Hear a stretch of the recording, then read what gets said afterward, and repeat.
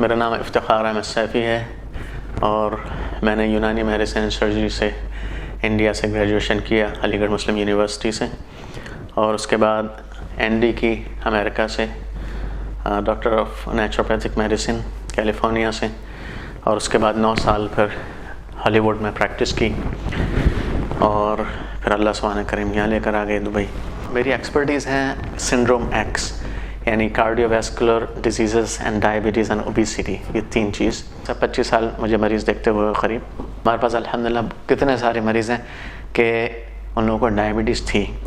اس میری بات کو سن کر ڈاکٹرز کو تھوڑا سا تعجب ہوگا اور غور سے، یعنی کہ میں نہیں ہو سکتا کچھ آبجیکٹ بھی کریں، لیکن کتنے میرے پاس مریض ہیں الحمدللہ ان کو ڈائبٹیز تھی، ابھی کوئی ڈائبٹیز میڈیسن کی ضرورت نہیں ہے انہیں، اور ہم نے ان کو آبزرو کیا ہے نا۔ خود مجھے اللہ ہم سب کی حفاظت فرمائے، آپ سے دعا کی درخواست ہے۔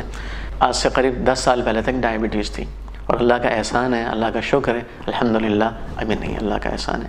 تو ترتیب صحیح کرنے کی ضرورت ہے۔ اچھا، خالی علم سے بھی کچھ نہیں ہوگا، علم نالج تو مجھے پہلے بھی تھی، لیکن عمل تھوڑا سا اس کے اوپر عمل کرنا پڑے گا، کچھ چیزوں کے اوپر پھر اللہ سے مانگنا بھی، انشاءاللہ صدقہ قرآن بھی ہے ساتھ میں۔ تو میرے پاس بڑے سیریس پیشنٹ آئے، میں آپ کو اور بات بتاؤں، یعنی میرے پاس ایک پیشنٹ آئے، ان کی 9 جو HbA1c تھی 9 تھی، کوئی دوا بھی نہیں لے رہے تھے، اور تھوڑا سا ہوتا ہے ڈینائل، ایک آدمی کا کہتا نہیں میں تو آئی ایم فٹ، تو میں نے ان کے ٹیسٹ کروایا، میں نے کہا اس کے بعد میں آپ سے بات کروں گا، پہلے ٹیسٹ ہمارے سامنے ہوتا ہے، اس کو مریض کو فکر بھی ہوتی ہے تھوڑی سی، اس لیے کرواتے ہیں، پھر فالو اپ بھی کرنا ہوتا ہے۔ تو وہ ٹیسٹ کے لیے بھی تیار نہیں تھے، بڑی مشکل، میں نے کہا میں آپ کو ٹریٹمنٹ نہیں کر سکتا، مجھے یہ چاہیے۔ تو ان کا 9 آیا، دیکھا، پھر میں نے ان کو، وہ جو لیب والے تھے انہوں نے بھی تھوڑا سا ان کو سمجھا دیا، تو تھوڑے ڈرے ہوئے میرے پاس آئے کہ ڈاکٹر صاحب مجھے تو پتہ نہیں تھا اتنی شوگر ہو رہی ہے یہ۔ پھر میں نے ان کو کہا کہ دیکھیں آپ کو دوا کی بھی ضرورت پڑ سکتی ہے، میں دوا نہیں لوں گا، میں ہرگز نہیں لوں گا۔ تو میں نے کہا اچھا ایسا ہے۔ پھر اب یہ کچھ دن کے لیے میں آپ کو بتاتا ہوں، 3 ہفتے کا صرف پروگرام ہے، اگر یہ آپ قابو میں چیزیں نہیں آ رہی ہیں پھر آپ کے لیے دوا ہے، لیکن آپ کو 3 ہفتے کے لیے صرف ٹرائل ہے۔ تو کہ ٹھیک ہے آپ بتائیے میں کروں گا۔ میں نے ان کو پوری ترتیب سمجھائی، جو میں آپ کو بتا رہا ہوں کہ یہ سیلڈ ہے، اور پھر اسٹیم سیلڈ ہے، اس کے ساتھ یہ گوشت کھا سکتے ہیں، چکن کھا سکتے ہیں، فش کھا سکتے ہیں، کم کھانا ہے، اور پوری ترتیب جو یہ سب میں نے ان کو بتائی۔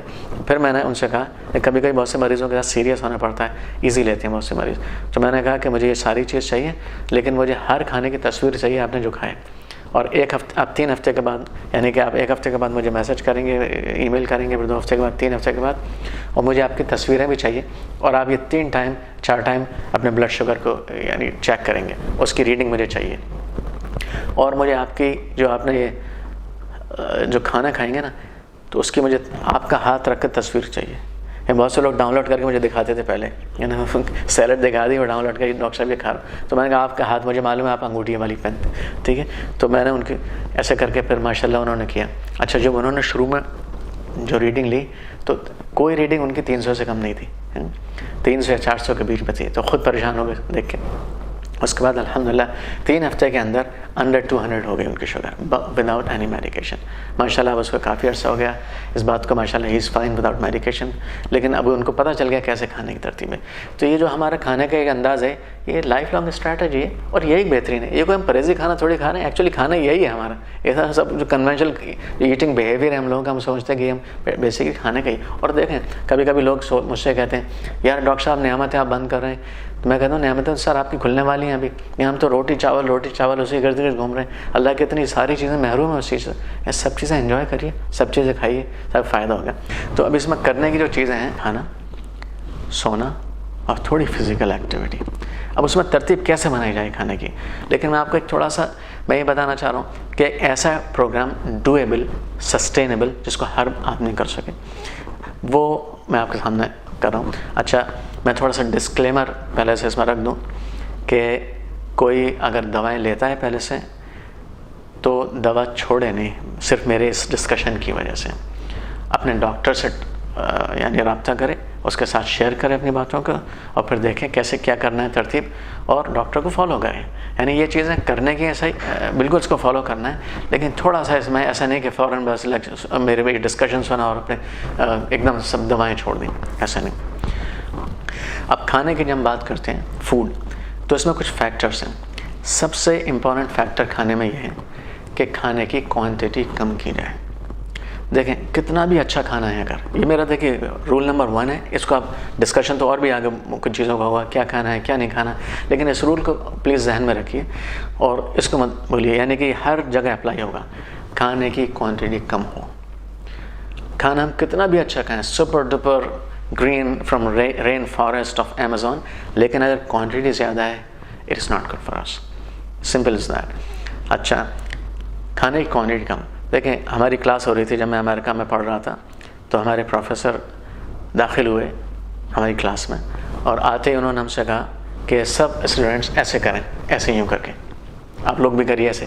1 منٹ کے لیے میں آپ کو بتاتا ہوں کیوں ایسے. پھر انہوں نے کہا کہ یہ آپ کے یعنی ہر کسی شخص کا اپنا معدے کا سائز ہے، یہ یعنی یہ میرے معدے کا سائز ہے، آپ کے حساب سے یہ آپ کے معدے کا سائز ہے. تو کیا مطلب اتنا سا ہم لوگ کھاتے کتنا، اتنا سارا کھاتے ہیں، ہے نا. تو ہمارا ایک اسٹوڈنٹ ہے، اس نے سوال کیا کہ سر ہم لوگ تو زیادہ کھاتے ہیں، پھر جاتا کہاں ہے وہ کہاں. تو انہوں نے کہا کہ ہمارے یہ جو گیسٹرک پاؤچ ہے، معدہ ہے، یہ اسٹریچبل ہے، تھوڑا ایکسٹینڈ ہو جاتا ہے. تو لیکن انہوں نے کہا کہ اسٹریچ تو ہو جاتا ہے، لیکن اس کے اندر جو گیسٹرک گلینڈس ہیں یا انزائمیٹک جو سیکریشنس ہیں وہ لمیٹڈ ہیں، وہ اس کھانے کے جو پاؤچ ہے نا اس کے حساب سے بنے ہوئے. تو ہم جب کھانا زیادہ کھائیں گے تو کیا ہوگا کہ وہ انزائمس اتنے لمیٹڈ نکلیں گے، تو ہمارے ڈائجسٹو سسٹم کے اوپر برا اثر پڑے گا، اس کو پورا ڈائجسٹ نہیں کر پائیں گے. تو ہمیں یعنی اس کا خیال رکھنا ہے کہ اتنے ہمیں کھانا کھانا ہے. اچھا پھر انہوں نے کیا کہا، انہوں نے کہا کہ نہیں ابھی تھوڑی سی جگہ اور چھوڑو. کیوں؟ انہوں نے کہا کہ بھئی یہ جو انزائمس گریں گے جو اس کو ڈائجسٹ کریں کھانے، وہ بھی تو اسی پاؤچ میں کرنے ہیں، تو لیو some place for that also, some space. اچھا اس کے بعد انہوں نے کیا کہا کہ نہیں ابھی تھوڑی سی اور جگہ چھوڑو، اس لیے کہ کھانا یہ it's like a churning machine جو گھومتا ہے نا کھانے سے، تھوڑا سا اس میں پیرسٹالٹک موومنٹس ہوتے ہیں، اور اس کو تھوڑا کہنا اس کے لیے تھوڑا تو روم چھوڑو، ایک دم ٹائٹ ہو جائے گا تو پھر کیسا. تو اس طرح انہوں نے کہا. تو مجھے اللہ کے رسول صلی اللہ علیہ وسلم کی حدیث یاد آ گئی کہ آپ نے کہا پیٹ کے 3 حصے کرو، معدے کے 3 حصے کرو. تو وہی والی وہ کھانے کون کون سے جس سے انسولین کا سیکریشن زیادہ ہوتا ہے. نمبر 1 شوگر، وہ تو ہم سب کو پتہ ہے. نمبر 2 کون سا ہے؟ ویٹ. Number 3 rice. پھر باقی جتنی بھی اور چیزیں ہیں، یعنی اس میں میٹھی چیزیں جتنی بھی آتی ہیں، پھلوں کے ذریعے بھی ہیں، یہ سب چیزیں اس میں. لیکن دیکھیں ویٹ، میں آپ کو اور ایک مزیدار بات بتاؤں. ہمارے ایک پروفیسر سے جب میٹابولک ڈس آرڈرس کی ہماری کلاس چل رہی تھی امریکہ میں، تو 3 جار لے کر آئے اپنے ساتھ، گلاس کے جار تھے. 100 گرام ایک میں شوگر تھی، دوسرے میں 100 گرام رائس تھے انککڈ، اور تیسرے میں 100 گرام ویٹ فلاور تھا، آٹا.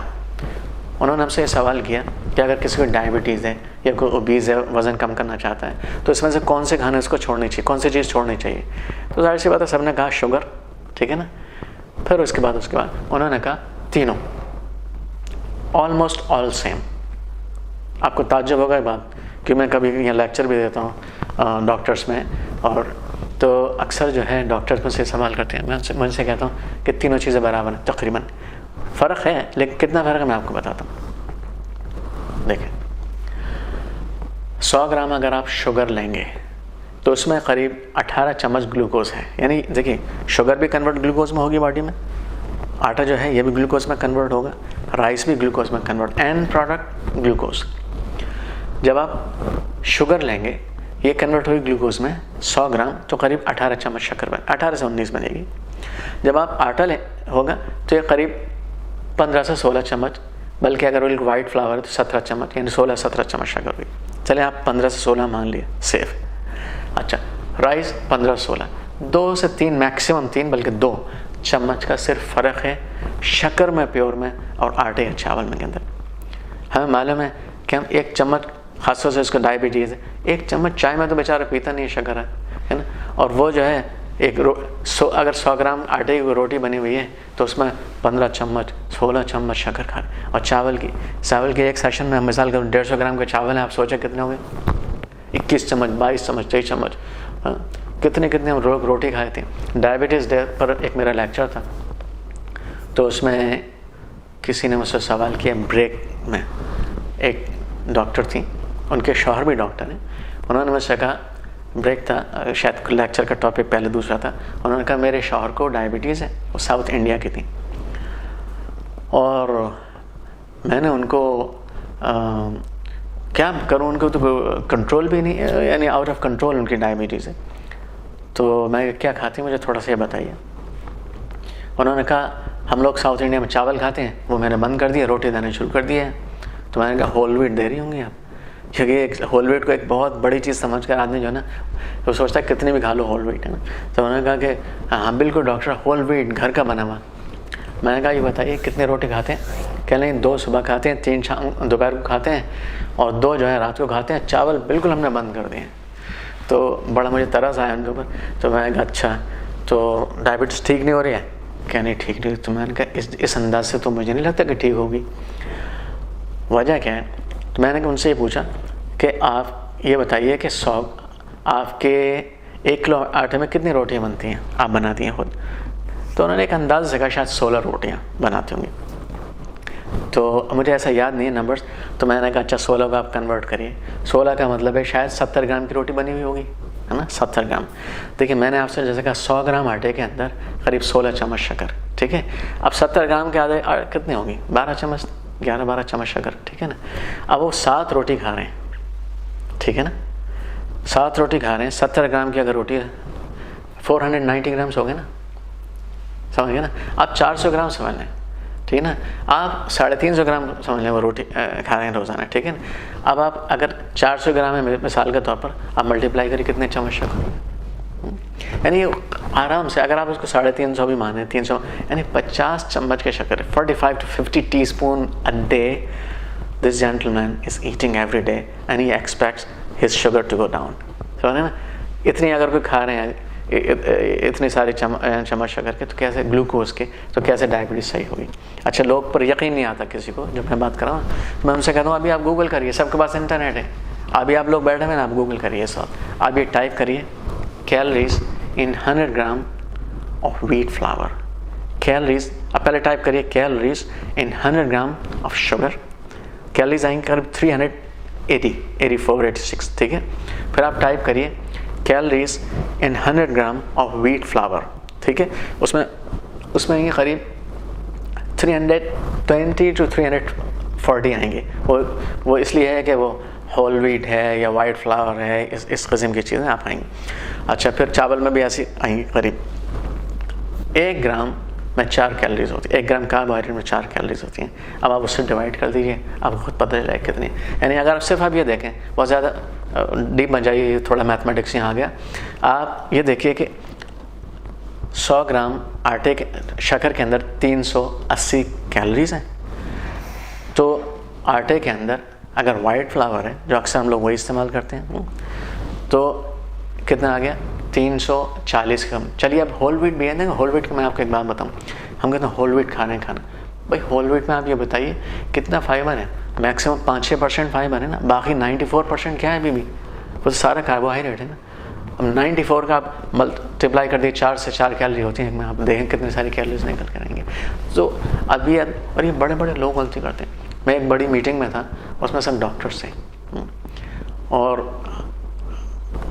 کھانا ہم لوگوں نے کھایا. میرے برابر میں ایک بہت بڑے ڈاکٹر بیٹھے تھے. تو کھانا کھا لیا، چائے کا نمبر آیا، تو انہوں نے کہا کہ مجھے شوگر فری ٹی چاہیے. تو میرے برابر میں بیٹھے ہوئے تھے، میں دیکھ رہا تھا ماشاء اللہ کیا کھا رہے ہیں. تو میں نے ان کو ایسے، میں نے کہا ڈاکٹر صاحب کیوں؟ عرب تھے. میں نے کہا وائے؟ کہہ لیں گے وہ I have border line diabetes, اور یہ بارڈر لائن ڈائبٹیز ہے. اب میں نے خیر اس وقت کچھ نہیں کہا، سب لوگ بیٹھے ہوئے. تو جب باہر آئے تو میں نے کہا ڈاکٹر صاحب آپ کیا کر رہے ہیں؟ آپ نے قریب 40 چمچ شکر میرے سامنے کھائی اور آپ کو 1 چمچ جو ہے نا برداشت نہیں. تو دیکھیں اب ان کا سوال مجھ سے کیا تھا. انہوں نے کہا ڈاکٹر صاحب میں نے 40 چمچ کہاں شکر کھائی؟ میں نے کہا آپ نے وہ مندی جو چاول بریانی تھی اور جو سیرین بریڈ آپ کھا رہے تھے، تو اس کے اندر تو ہم لوگ مجھے عادت دیکھنے بدل جاتا ہے نا، ایک ہمارا کہاں میں کتنی کیلریز کس میں. تو میں نے کہا ڈاکٹر صاحب آپ نے، تو اب دیکھیں ان کا ایک سوال دیکھیں. انہوں نے کہا کیا وہ لوگ اس میں شگر ڈال دیں کیا؟ میں نے کہا ڈاکٹر صاحب آپ اگر ایسی باتیں کرو گے تو آپ کے پیشنٹ کیسی باتیں کریں گے؟ تو نہیں، پھر میں نے ان کو سمجھایا، میں نے کہا اس میں کیلریز ہے، یہ کاربوہائیڈریٹ ہے، کنورٹ ہوتا ہے گلوکوز کے اندر. دیکھیں تو یہ جو چیز ہیں اتنا سوچتا نہیں اصل میں آدمی. اگر سوچا تو ظاہر سی بات ہے ڈاکٹر ان کے سمجھ میں آ جائے گا. تو یہ ہم لوگ اتنی روٹیاں، اتنی شوگر روزانہ، یعنی 50 ایوریج چمچ، یعنی 40 سے 50 ایوریج چمچ شکر ہم لوگ روزانہ کھا رہے ہیں. تو اب بتائیے ہماری ڈائبٹیز کا کیا حال ہوگا. اچھا ایک اور بات میں آپ کو بتاؤں، یہ بہت انٹرسٹنگ ہے، اس کے اوپر بھی ڈاکٹرز کافی کبھی کبھی تو گھور کے دیکھتے ہیں مجھے، ٹھیک ہے. تو اس میں دیکھیں ایک وقت میں ہماری body 1 T spoon sugar handle کر سکتی ہے. اگر قریب 70 کلو کا وزن ہے کسی کا، کتنا میں نے بولا 1 T spoon sugar, that's it. اب آپ بولیں گے ہم تو اتنا سارا کھا لیتے ہیں، کچھ نہیں ہوتا. کھاتے ہیں لیکن الحمدللہ جیسے میں نے اس کے انسولین ہے، اس کا ایک نظام ہے کہ وہ ایکسٹرا کو اوپر کنورٹ کر کے فیٹ میں کنورٹ کر دے، تو we are paying a cost for that. لیکن جو ہم کھا سکتے ہیں ایک ٹائم میں وہ 1 چمچ شکر ہے. وہ کیسے میں آپ کو بتاتا ہوں. ہماری جو شوگر کا لیول نارمل کتنا ہوتا ہے، 80 ہوتا ہے نا فاسٹنگ کا، 120 ہوتا ہے نا بعد میں، چلو اس کو تھوڑا سا بڑا بھی کر سکتے ہیں، 140 بھی کر سکتے ہیں، ٹھیک ہے. اچھا ایوریج نکالنا تو کتنا ہو گیا، 100 ملی گرام پر ڈیسی لیٹر آف بلڈ. کلیئر، 100 ملی گرام پر ڈیسی لیٹر آف بلڈ. 1 لیٹر میں کتنا ہو گیا، ڈیسی لیٹر کہتے ہیں کہ 1/10 آف اے لیٹر، یعنی 100 ملی لیٹر.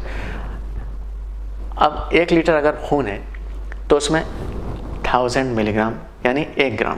1 لیٹر خون میں 1 گرام شکر، یہ نارمل ہے. اگر 5 لیٹر خون ہے کسی کے اندر تو پھر 5 گرام شوگر. نارملی 5 ساڑھے 5 6 لیٹر ایسا خون ہوتا ہے نا، 70 کلو یا ایسے زیادہ ہے تو ایوریج یہ ہے. تو اس میں ہمارے 5 گرام شوگر.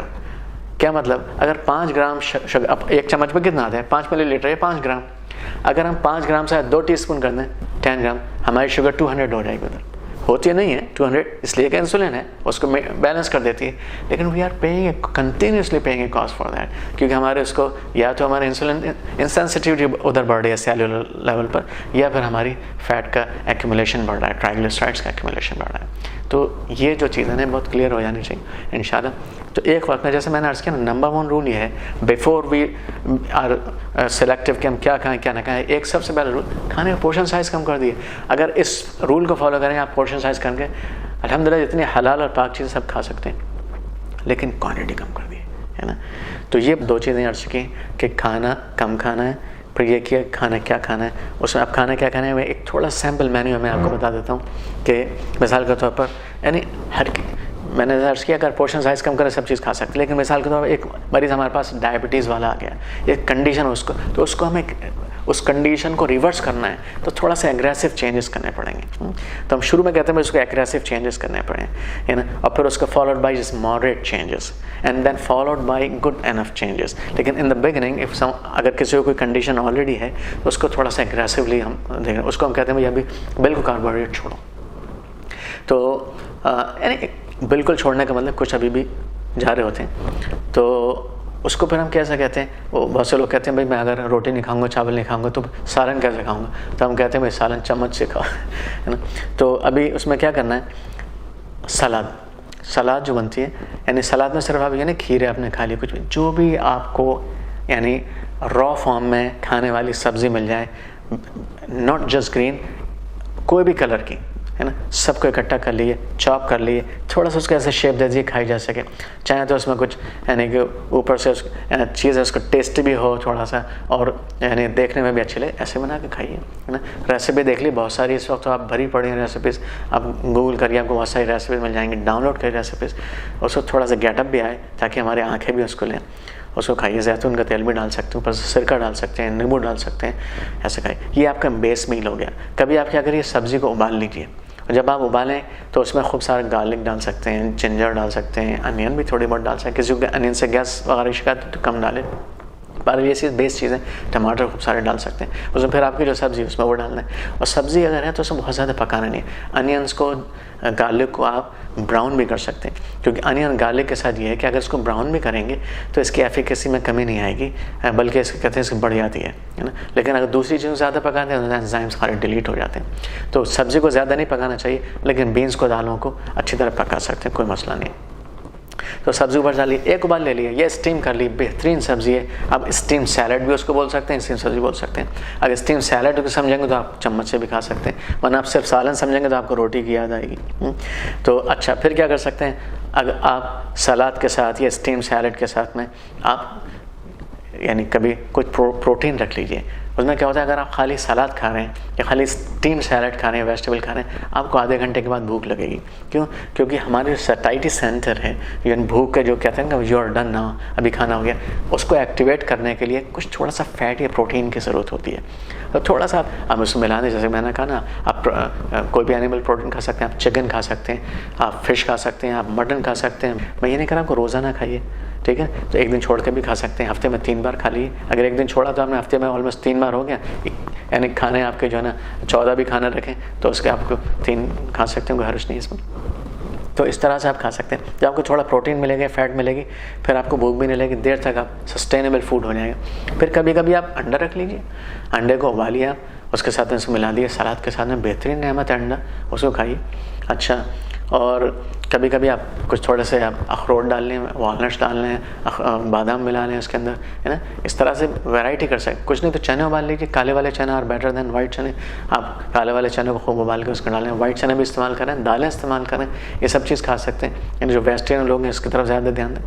تو یہ اس طرح سے آپ کے ایک سسٹینیبل اور نیوٹرینٹ رچ آپ کو کھانا ملے گا, اور آپ سے جو انسولین جو اسپائک ہوتی ہے وہ اس میں نہیں ہوگی. آپ کا بلڈ پریشر بھی قابو میں رہے گا, اور آپ کی ڈائبٹیز بھی قابو میں رہے گی, اور آپ کا ویٹ بھی قابو میں رہے گا. آپ کے جو انفلامیٹری کنڈیشن ہے بہت ساری, کہ یہ جو کھانا ہے یہ اینٹا انفلامیٹری ہے. اور دوسرے ہم جو کھانا کھا رہے ہوتے ہیں ساری چیزیں نا, لیکن میں آپ کو ویٹ کے بارے میں ایک بات بتاؤں, خاص طور سے میں ویٹ کو کم کرنے کے لیے بولتا ہوں کافی. ایک تو میں نے آپ کو بتایا کہ اس کا glycaemic index, glycaemic load value ہے, یعنی کہ زیادہ شوگر میں کنورٹ ہوتا ہے, پھر زیادہ انسولین اسپائک کرتا ہے. اس کی 2 چیزیں بہت زیادہ ہیں, اس لیے منع کرتے ہیں. دوسرے, ویٹ کی جین تھوڑی سی کمپرومائزڈ ہے. یہ GMO یعنی جینیٹکلی ماڈیفائڈ چینجز اس میں آ چکی ہیں, ماڈیفیکیشن ہو چکے ہیں اس کے اندر. یعنی کہ جو 50 سال پہلے کا جو ویٹ تھا یہ وہ نہیں ہے. اس کے اندر مثال کے طور پر ایک چیز ہوتی ہے گلوٹن, ایک پروٹین ہے.